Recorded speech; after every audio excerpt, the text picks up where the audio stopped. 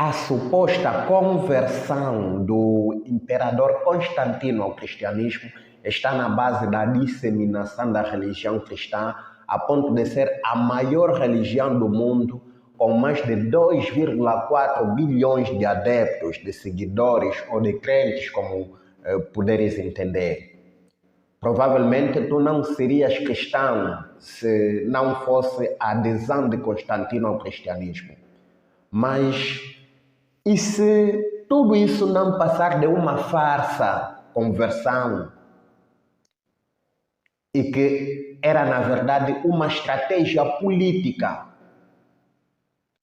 E se a tão celebrada conversão não passou de um golpe estratégico para unir o império dividido e controlar uma religião em exceção? Este canal é um antídoto para os males que as religiões podem causar ao ser humano. Nosso objetivo neste canal é libertar você dos grilhões, das correntes, das prisões que é a religião e te mostrar a verdade que está além da Bíblia. É libertar você do Deus, do diabo e do inferno que o homem inventou para atormentar você, para controlar você, sua mente e suas finanças. Vamos aos fatos. No início do século IV, o Império Romano estava mergulhado em crises políticas, religiosas e econômicas. O cristianismo crescia nas sombras, dividia opiniões e enfrentava perseguições, mas ao mesmo tempo começava a conquistar corações e mentes entre soldados, pobres, mulheres, em suma, entre a população marginalizada. E como você sabe, em todas as sociedades, as pessoas marginalizadas constituem o maior grupo de pessoas.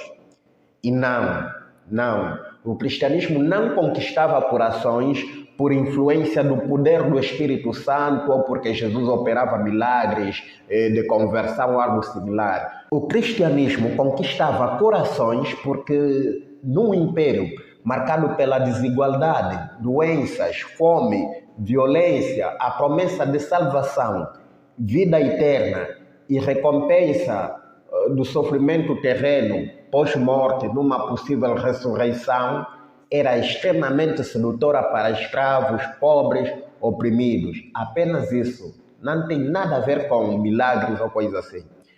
E ainda hoje, o motivo do cristianismo conquistar corações continua sendo o mesmo. E é claro, hoje tem um incentivo a mais. Os pastores também prometem riquezas terrenas. Bem, mas vamos lá para a história da suposta conversão de Constantino.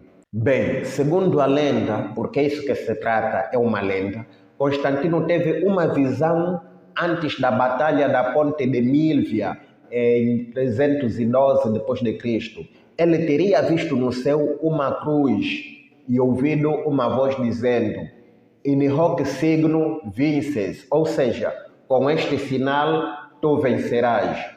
Com isso ficou convencido, ou melhor, porque eu não acredito que ficou convencido, e aliás o contexto, depois do contexto também tu não ficarás convencido, não ficou convencido, ele convenceu os seus subalternos de que era Jesus falando com ele e que por isso teria adotado o cristianismo como sua religião. Após a vitória na Batalha da Ponte de Milvia, ele passou a usar o símbolo nos estandartes militares.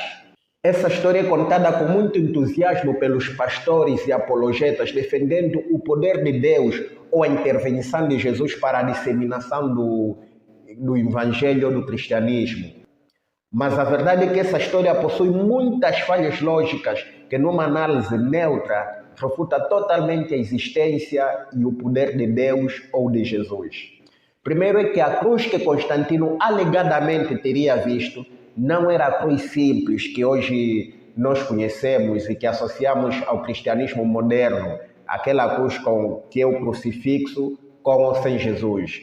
Ele teria visto algo conhecido como cristograma ou lábaro, que é composto pelas letras gregas o Xi e o Rho, o Xi-Rho, não é? Que são as duas primeiras letras da palavra Christos, que é Cristo em grego.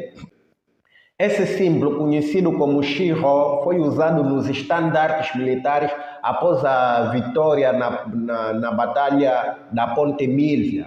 E esse símbolo unia elementos cristãos com símbolos solares e de poder, uma espécie de sincretismo simbólico. O Shiro de Constantino era mais criptográfico e místico, misturando os símbolos de Cristo com o Deus Sol, ou seja, o Sol Invictus, o Deus solar que Constantino ainda cultuava. Ou seja, a cruz de Constantino era um símbolo político-religioso híbrido, que não representava exclusivamente a fé cristã, como conhecemos hoje. Foi mais uma jogada de marketing imperial do que um ato de devoção genuína. Constantino unia elementos cristãos com símbolos solares e de poder, uma espécie de sincretismo simbólico. Então, você acha que Jesus teria mostrado a Constantino uma cruz relacionada ao Deus Sol, ao Sol Invictus, como ele é representado em muitas imagens da Igreja Católica, um Jesus com raios solares sobre a sua cabeça? Vamos parar e pensar um pouco. A frase "sob este sinal tu vencerás", atribuída à visão de Constantino, liga diretamente à cruz, símbolo do sofrimento e da morte de Jesus, a uma promessa de vitória militar. Mas isso faz sentido dentro do próprio ensino de Jesus? Segundo a mitologia bíblica, Jesus disse, desculpa lá, mas é isso que a Bíblia é uma mitologia. Segundo a mitologia bíblica, Jesus disse: amai os vossos inimigos e orai pelos que vos perseguem. Isso está em Mateus capítulo 5, versículo 44. Agora, já Mateus capítulo 5, versículo 9 diz: bem-aventurados os pacificadores, porque serão chamados filhos de Deus. Mais tarde, em João 18, 36, está: o meu reino não é deste mundo. Se fosse, meus servos lutariam. Esse mesmo Jesus que estaria apoiando um imperador sedento por sangue e poder, em plena campanha militar, dizendo, com este sinal tu vencerás, parece contraditório, não acha? O mesmo símbolo que representava não violência, renúncia, martírio, agora se torna estandarte de guerra e conquista imperial. Isso tem lógica. Se Jesus realmente existisse e aparecesse alguém, com certeza não seria para legitimar a guerra, mas para dizer exatamente o contrário. Constantino usou a cruz como arma de dominação política, e isso representa a negação total da mensagem do carpinteiro da Galileia, da mensagem de Jesus. A farsa é tão evidente que chega até a insultar a inteligência. Eu não sei, na verdade, como é que pessoas que se dizem doutores, estou a falar de alguns pastores, defendem esse mito. Não sei se também é por conveniência, tal qual Constantino defendeu por conveniência, ou realmente acham um nexo nesse relato. Tem mais, a suposta visão de Constantino só aparece em relatos de Eusébio de Cesareia e Lactâncio, ambos cristãos bajuladores e propagandistas imperiais. E detalhe, nenhum deles estava presente no suposto milagre. Ainda tem. Mesmo depois de sua conversão, Constantino não foi batizado, continuou a cultuar o Deus Sol Invictus, mandou cunhar moedas com símbolos pagãos, participou de rituais romanos tradicionais e só se batizou no leito da sua morte, e ainda por cima por um ariano que é aquele grupo considerado herege pelos próprios cristãos. Isso é conversão sincera ou conveniência política? Eu sei que qualquer pessoa que tem no mínimo 2 neurônios sabe a resposta. Na verdade, o que Constantino realmente queria era estabilidade política. Ao perceber que o cristianismo era uma força crescente, viu ali uma oportunidade de unificar o império sob uma nova ideologia. De tal forma que em 313 ele assina o Edito de Milão, garantindo a liberdade religiosa e privilegiando o cristianismo. Já em 325 convoca o Concílio de Niceia como um verdadeiro imperador sacerdote, um político vestido de batina, e com poder controlando as doutrinas e perseguindo as dissidências, tudo em nome da fé.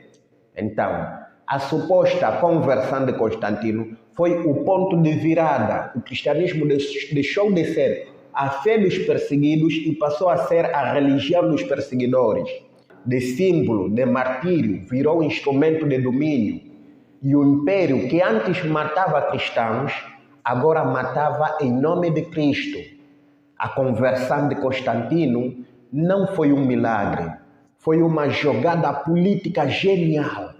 Um homem que usou a religião cristã como uma arma para consolidar o poder, calar adversários e manipular massas. E até hoje muitos acreditam piamente nessa farsa travestida de revelação divina. Mas a verdade liberta e a história, quando lida sem véus, revela o que a fé tenta esconder. Se gostaste desse vídeo, deixa o teu like, comenta o que achas da conversão de Constantino e partilha com alguém que ainda acredita que o Império Romano virou cristão por obra do Espírito Santo. Até a próxima desmontagem de um novo mito.